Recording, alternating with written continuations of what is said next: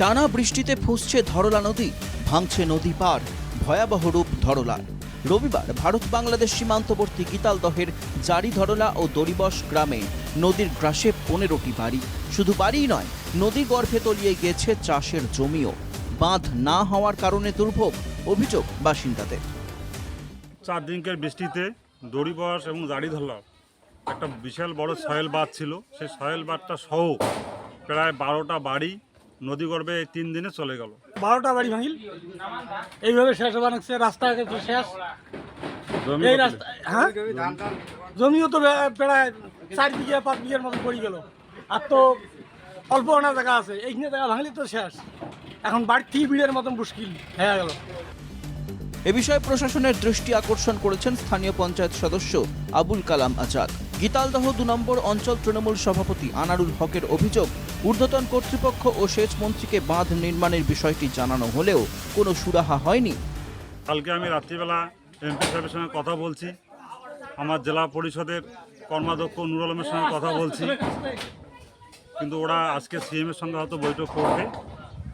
যেভাবে নদী ভাঙতেছে, মনে হয় 3-4 দিন এরকম কন্টিনিউ নদী ভাঙলে প্রায় 5 থেকে 600 বিঘা কৃষি জমি, তার সঙ্গে যে ধান, সে ধানও শেষ হয়ে যাবে।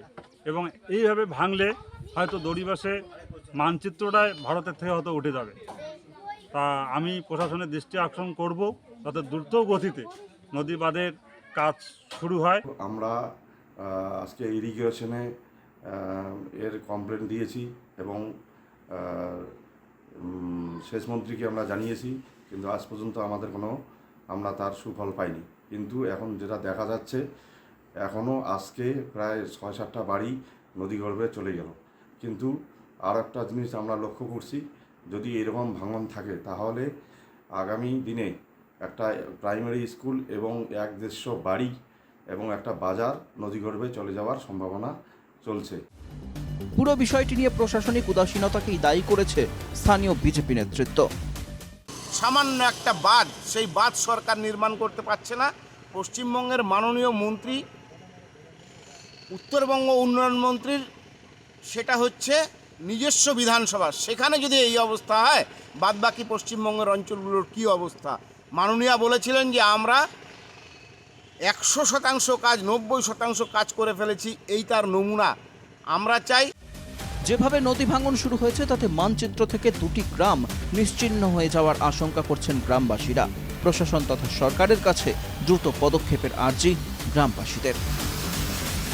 অমিত সরকারের রিপোর্ট, NKTV বাংলা।